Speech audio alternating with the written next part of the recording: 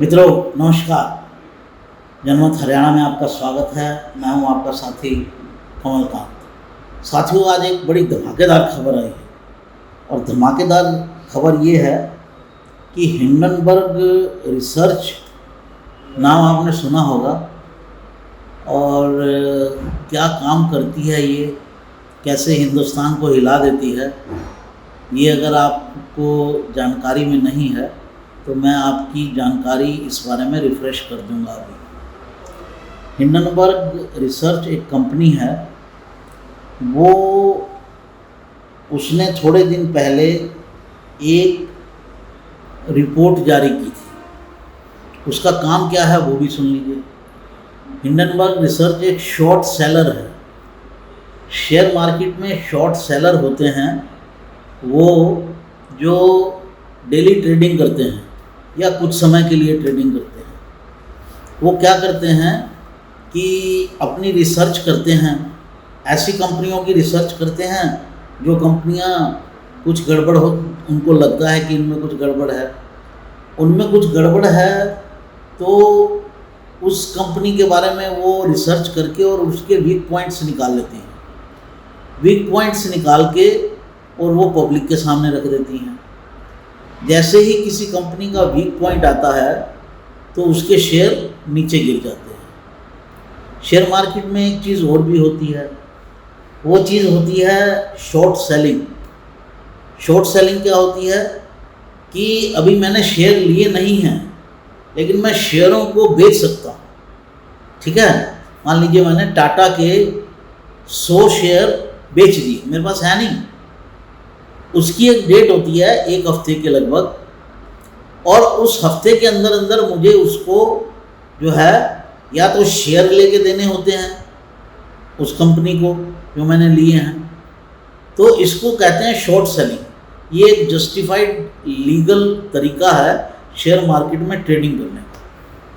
इसमें होता क्या है कि लोग अपना अंदाज़ा लगाते हैं कि 1 हफ्ते के अंदर अंदर ये शेयर जो है, जैसे मैंने टाटा की बात की, ये शेयर ऊपर चढ़ जाएगा या नीचे आ जाएगा। अगर उसको लगता है कि ये शेयर नीचे आ जाएगा तो वो उसको बेच देता है। 100 शेयर को वो 100 रुपये के हिसाब से बेच देगा, और 1 हफ्ते में वो शेयर अगर 80 रुपये आ गया तो उसको लाभ हो गया 20 रुपये का।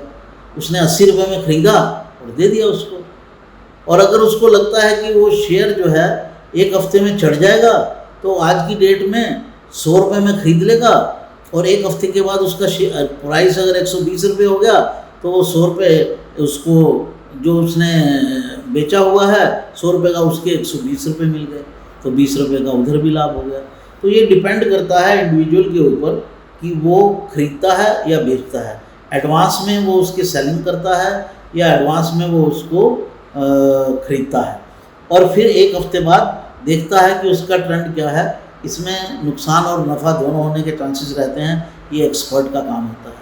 अब कुछ कंपनियां जो इन मामलों में एक्सपर्ट होती हैं वो अपनी रिसर्च करती रहती हैं, रिसर्च करके वो खामियां निकालती रहती हैं या गुण भी निकाल लेती हैं किसी के कि इस कंपनी को इतने का कॉन्ट्रैक्ट मिलने वाला है। जैसे ही पता चलता है कॉन्ट्रैक्ट मिलने वाला है, मान लीजिए इंडियन गवर्नमेंट किसी टाटा बिरला की सीमेंट की कंपनी को एक ह्यूज कॉन्ट्रैक्ट देने वाली है, तो उसके प्राइसेस पहले से ही बढ़ जाते हैं, तो लोग उसके शेयर खरीद लेते हैं, प्राइसेस बढ़ जाते हैं तो बेच देते हैं। लेकिन कुछ कंपनियां ऐसी भी होती हैं जो आपकी वीकनेस निकालती रहती हैं और आपकी वीकनेस निकाल के बताती हैं कि आपने कहाँ घपलेबाजी की है। जैसे ही आपकी वीकनेस का पता चलता है तो शेयर धड़ाम से नीचे गिरता है, उससे पहले वो उसको बेच देती हैं। यानी जब उसने रिपोर्ट, उसने अपनी वो कर लिया सर्वे कि ये कंपनी में ये खामी है, अब मैं जब इसको पब्लिक करूँगा तो इसका शेयर गिरेगा। जब शेयर गिरेगा तो वो क्या करते हैं, आज की तारीख में 1 लाख शेयर मैंने बेच दिए 1 रुपये के हिसाब से या 100 रुपये के हिसाब से, और जब मैंने अपनी रिपोर्ट जारी की उससे वो शेयर जो है वो नीचे धड़ाम से गिर गया, उसका प्राइस रह गया 50 पैसे या 50 रुपये। तो मैंने 50 रुपये में ख़रीदे और उसको दे दिए जो मैंने 1 लाख रुपए में बेचे हुए थे। 1 लाख शेयर बेचे हुए थे ना 100 रुपये में, उनको मैंने 50 में खरीद लिया। अब 1 लाख को 50 में खरीदा और आप दे दिया कंपनी को, तो उसमें पैसा बन गया ह्यूज। तो हिंडनबर्ग शॉर्ट सेलर है, ये उनका काम है। तो साथियों, अब उन्होंने 2 बार ये काम किया है इंडिया में। एक बार किया पहले ही जो, और इनके निशाने पर जो हैं वो अभी तो वो हैं, क्या नाम है, अडानी की कंपनियां हैं, अडानी की कंपनी। जनवरी 2023 में हिंडनबर्ग ने एक रिपोर्ट निकाली और वो रिपोर्ट के आते ही अडानी के जो शेयर हैं वो धड़ाम से नीचे गिर गए। 80 बिलियन का उसको नुकसान हुआ। 80 बिलियन का मतलब होता है, 1 बिलियन में होते हैं 8,000 करोड़, कम से कम 8,000 करोड़ इंटू 80 यानी 64,000 करोड़। 8,000, 80,000, उससे भी ज़्यादा उसको नुकसान हो गया। ठीक है, लाखों करोड़ में उसको नुकसान हो गया। इसके ऊपर सुप्रीम कोर्ट में भी ये मामला गया। सुप्रीम कोर्ट ने इसकी जांच का काम दिया सेबी को, और सेबी ने ये कहा कि उसमें कुछ भी गलत नहीं था। जो हिंडनबर्ग की रिपोर्ट है वो अधपकी रिपोर्ट है। मार्केट में जो इन्फॉर्मेशन अवेलेबल थी उसी को रीहैश करके एक रिपोर्ट बना दिया गया है, और एक खाली खौफ दिखाकर उस खौफ फैल गया है, और उससे जो हैं शेयर इतने नीचे हो गए हैं। तो उस रिपोर्ट में आज तक कुछ नहीं निकला अडानी के खिलाफ, लेकिन अडानी को मार बहुत पड़ी। ठीक है, बहुत सारे जो और दूसरे इंटरनेशनल जो इन्वेस्टर थे अडानी में, उन्होंने भी अपने शेयर बेचे नहीं, ज़्यादातर ने नहीं बेचे, सिर्फ एक कंपनी ने बेचे थे, और धीरे धीरे अडानी के शेयर वापस अपनी जगह पर आ गए। अब मैं आपको ये सारी कहानी क्यों बता रहा हूँ? ये सारी कहानी मैं आपको इसलिए बता रहा हूँ कि हिंडन की कंपनी ने अपने एक्स पे यानी अपने ट्विटर पे लिखा है कि जल्द ही भारत में कुछ बड़ा होने जा रहा है।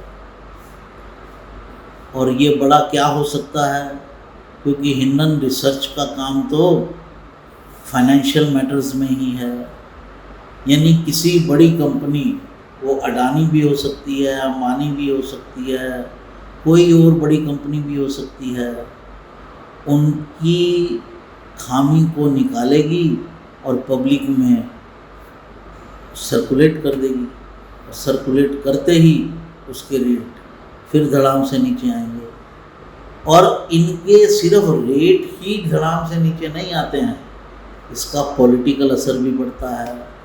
अपोजिशन को एक मुद्दा मिल जाता है, अपोजिशन को आरोप लगाने का ये मौका मिल जाता है कि सरकार जो है वो फलां कंपनी को लाभ पहुंचा रही है, नाजायज़ फ़ायदा दे रही है, जनता के पैसे बड़े उद्योगपतियों में बांट रही है। राहुल गांधी के यही आरोप है, आप आरोप सुनते हैं।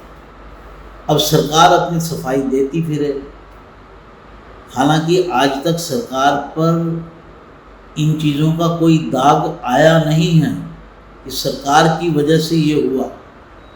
सरकार का हमेशा ये कहना रहता है कि जिस आदमी ने चोरी की है या लीगल गेम से प्ले किया है वो भुगतेगा, हमारा क्या काम है,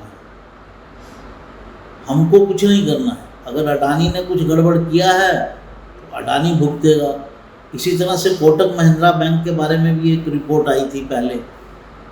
तो कोटक महिंद्रा बैंक की हिंडनबर्ग की जो रिपोर्ट आई थी उसकी जांच जो सेबी ने की थी, सेबी वो संस्था है जो स्टॉक मार्केट को रेगुलेट करती है, तो उसने ये आरोप लगाया था कि हिंडनबर्ग ने एक कंपनी को अपनी रिपोर्ट दी थी जब इसके कोटक महिंद्रा के शेयर नीचे आए तो उस कंपनी ने 200 करोड़ रुपए बनाए।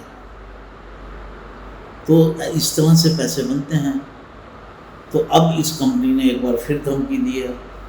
अब कई कंपनियों की सांसें अटक रही होंगी, कुछ गलत किया हो या ना किया हो, एक बार तो शेयर पर मार पड़ ही जाती है। और उसी तरह से सरकार के अंदर भी कुछ ना कुछ जो है वो दिल धड़कने लगे होंगे, क्योंकि 2 बार तो ये सरकार जो है हिंडनबर्ग की चपेट में आती आती बची है। किसी दिन कुछ सच भी निकल गया तो बड़ी मुश्किल होगी। हालांकि मोदी गवर्नमेंट पर इतना तो वो ध्यान रखते हैं और ज़्यादा आरोप आज तक नहीं लगे हैं कि उन्होंने कुछ करप्शन किया है, फिर भी देखने वाली बात होगी।